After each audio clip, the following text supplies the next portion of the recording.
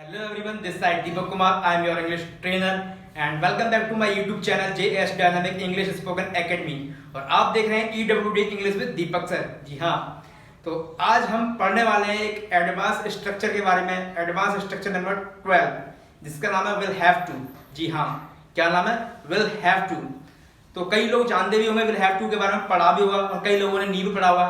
तो आइए आज पढ़ते हैं विल हैव टू एक आसान तरीके में बिल्कुल और एक नए तरीके से. विल हैव टू के एडवांस इंग्लिश में स्पीकिंग के समय विल हैव टू का प्रयोग कहाँ करते हैं.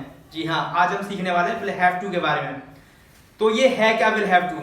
विल हैव टू का मतलब क्या है तो आज समझते हैं. तो जिन वाक्यों के अंत में इसकी जो आइडेंटिटी है, विल हैव टू की जो पहचान होती है वो ये है कि जिन वाक्यों के अंत में करना होगा, करना पड़ेगा, यानी कि ना होगा या ना पड़ेगा, इस तरीके के शब्द आ जाएं.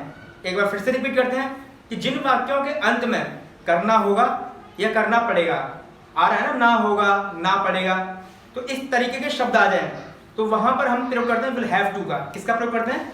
विल हैव टू का. जी हाँ. और एक बात, अगर आप मेरे YouTube चैनल पर नए हैं तो सबसे पहले जो बेल आइकन है उसको जरूर प्रेस कर दीजिएगा, सो दैट मैं जो भी फ्यूचर में वीडियो बनाऊं उसका नोटिफिकेशन सबसे पहले आपके पास आए. और मेरे चैनल को सब्सक्राइब करना ना भूलें और वीडियो को एंड तक देखें, तभी तो आप समझ पाएंगे ना कि विल हैव टू का प्रयोग कैसे करते हैं, और वीडियो को लाइक भी करते हैं. और हाँ, आपसे कह रहा हूँ नोटबुक और पेन लेके बैठते हैं ना, नोटबुक और पेन लेके बैठिएगा तो ताकि आज का जो एडवांस स्ट्रक्चर है वो आप लिख सकें, नोट कर सकें और उसका रिवीजन कर सकें अच्छे से. जी हाँ, तो ज्यादा बातों को ना करते हुए वीडियो करते हैं स्टार्ट. Let's start.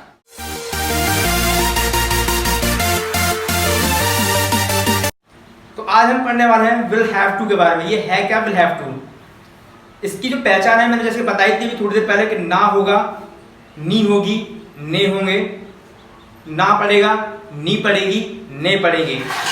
यानी कि सिंपल भाषा में करना होगा, करनी होगी, करने होंगे, पड़ेगा, पड़ेगी, पड़ेंगे. ये इसकी पहचान है. लिख लीजिए आप इसकी पहचान. करना पड़ेगा, करनी पड़ेगी, करने पड़ेंगे, या ना होगा, नी होगी, ने होंगे. अब आप कह रहे हो सर जी बार बार क्या बोल रहे हैं, ना होगा, नी होगी, ने होंगे, करना पड़ेगा, करनी पड़ेगी, करने पड़ेंगे. तो आइए समझते हैं एग्जाम्पल के जरिए. सोहन को आज स्कूल जाना पड़ेगा. तुम्हें आज ये काम करना होगा. मुझे आज स्कूल नहीं जाना पड़ेगा. तुम्हें आज टाइम पर सोना होगा. तो है ना, सोना होगा, ना होगा आ गया, करना पड़ेगा, ना पड़ेगा आ गया. तो जिन वाक्यों के अंत में ना होगा, ना पड़ेगा, इस तरीके के शब्द आ जाएं तो उन वाक्यों में विल हैव टू का प्रयोग करते हैं, विल हैव टू का. और एग्जांपल्स देखते हैं. रमेश को आज मंदिर जाना होगा. उन्हें आज यहां आना होगा. कहते हैं कई रिश्तेदारी में जाते हैं, कहते हैं मैं तो आज ही जाऊंगा. नहीं नहीं, आज तुम्हें यहीं रुकना पड़ेगा. बोलते हैं ना, आज तुम कहीं नहीं जाने वाले, आज तुम्हें यहीं रुकना पड़ेगा. तो ना पड़ेगा. और इन सेंटेंसों में कंपल्सन, नेसेसरी और मजबूरी शो होती है. क्या क्या शो होती है? कंपल्सन, नेसेसरी और मजबूरी शो होती है. यानी कि आपके पास कोई उपाय नहीं है, यही करना पड़ेगा. यानी कि आपको मुझे रुपए देने पड़ेंगे, इसके अलावा कोई और उपाय नहीं है आपके पास, आपको रुपए देने ही पड़ेंगे. यानी कि एक मजबूरी आ गई, एक कंपल्सन आ गया, है ना, एक नेसेसरी आ गई. तो ये जहां पर कंपल्सन और मजबूरी शो हो, करना पड़ेगा, करना ही होगा और कोई उपाय नहीं है आपके पास, तो इन तरीके के वर्ड में विल हैव टू का प्रयोग करते हैं. किसका प्रयोग करते हैं? विल हैव टू का. जी हाँ, आई होप आपको अच्छे से समझ में आ गया होगा. और एग्जांपल्स देखते हैं ताकि आपको और अच्छे से समझ में आ जाए. तुम्हें आज यह काम करना ही पड़ेगा. तुम्हें आज यह काम करना ही पड़ेगा. यानी कि इसमें एक मजबूरी है, एक नेसेसरी है, तुम्हें करना ही पड़ेगा, इसके अलावा तुमको कोई और उपाय नहीं है. जी हाँ, तुम्हें आज बाजार जाना ही होगा. तुम्हें बाजार जाना ही होगा. तो ये जाना होगा या करना पड़ेगा, इस तरीके से जो वर्ड होता है ना कि तुम्हें यह करना पड़ेगा, तुम्हें यह करना पड़ेगा, उसे वो करना पड़ेगा, तुम्हें यह करना होगा, तो ना होगा, ना पड़ेगा, बताया था मैंने अभी शुरुआत में. तो यही वर्ड होते हैं. जी हाँ, तो आई होप आपको समझ में आ गया होगा अच्छे से. तो आइए अब बात करते हैं इसके रूल की. इसका रूल किस तरीके से बनेगा, इसका स्ट्रक्चर क्या होगा. इसका जो स्ट्रक्चर होगा पॉजिटिव सेंटेंस के लिए, यानी जो अफर्मेटिव सेंटेंस होते हैं उनके लिए, सबसे पहले सब्जेक्ट. जी हाँ, सबसे पहले subject plus will have to plus verb की first form plus other word. एक बार फिर से रिपीट करते हैं. Subject plus will have to plus verb की फर्स्ट फॉर्म और लास्ट में अदर वर्ड. एग्जाम्पल, आपको आज रात यहीं सोना होगा। आपको आज रात यहीं सोना होगा। तो सबसे पहले सब्जेक्ट है आपको, तो आपके की इंग्लिश होती है यू। उसके बाद रूल में क्या था कि subject plus will have to, तो यू के बाद will have to, you will have to. उसके बाद वर्ब की फर्स्ट फॉर्म, तो वर्ब की फर्स्ट फॉर्म क्या है? सोना, उठना, खाना, बैठना, ये सारी वर्ब होती है ना। तो सेंटेंस में क्या है? सोना। तो you will have to sleep, आज रात यहीं, तो you will have to sleep here tonight. जी हाँ, इसका सेंटेंस पूरा बनेगा you will have to sleep here tonight. एक और एग्जांपल देखते हैं। आपको आज बाजार जाना होगा, आपको आज बाजार जाना होगा, तो you will have to go to market today. जी हाँ, you will have to go to market today. तो ये था पॉजिटिव यानी कि एफर्मेटिव सेंटेंस का रूल्स और उनके एग्जांपल्स। और एक चीज बताना चाहूंगा, अगर आपको थोड़ी कंफ्यूजन है तो आपकी कंफ्यूजन में और अच्छे से दूर कर दूं कि सबसे पहले सब्जेक्ट आता है, तुम, मैं, वे, वह, ये सब सब्जेक्ट होते हैं ना। तो जो भी काम करना पड़ेगा, जिसको करना पड़ेगा, उसकी इंग्लिश उसके साथ लगाई थी। जैसे कि राम को करना पड़ेगा तो राम विल हैव टू, आपको करना पड़ेगा, आपकी होती यू, तो यू विल हैव टू, मुझे करना पड़ेगा तो मुझे की आई के साथ विल हैव टू। यानी कि जिस व्यक्ति को करना पड़ेगा तो पहले उस व्यक्ति की इंग्लिश, उसके बाद तुरंत विल हैव टू लगा देंगे।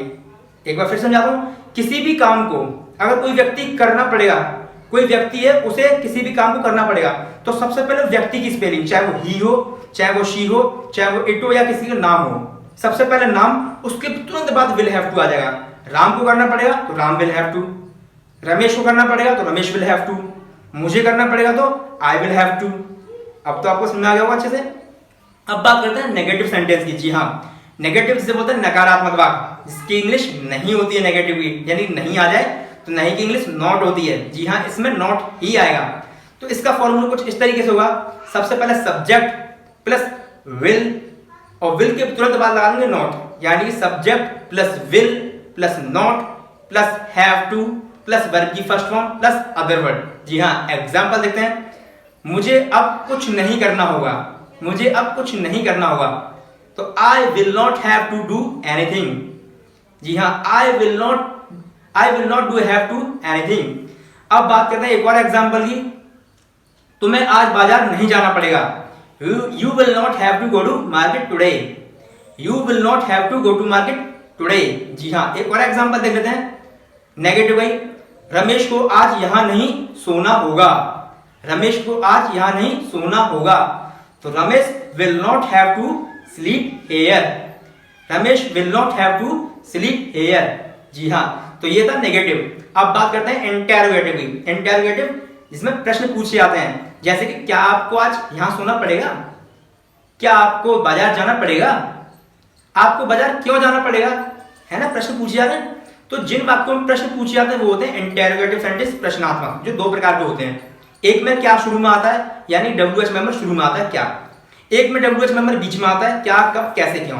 तो अगर शुरू में आ जाए तो उसके लिए जो फॉर्मूला होगा, रूल होगा, वो ये होगा, सबसे पहले will plus subject plus have to plus verb की first form plus other word, last में क्वेश्चन मार्क साइन। जी हाँ, और जो दूसरे टाइप का रूल है जिसमें WH मेंबर बीच में आते हैं, वो रूल ऐसे होगा कि सबसे पहले WH मेंबर की स्पेलिंग लगाते हैं सबसे पहले, अगर बीच में आ जाए कभी भी तो question word plus will plus subject plus have to plus verb की first form plus other word, last में क्वेश्चन मार्क साइन लगाना रूल है।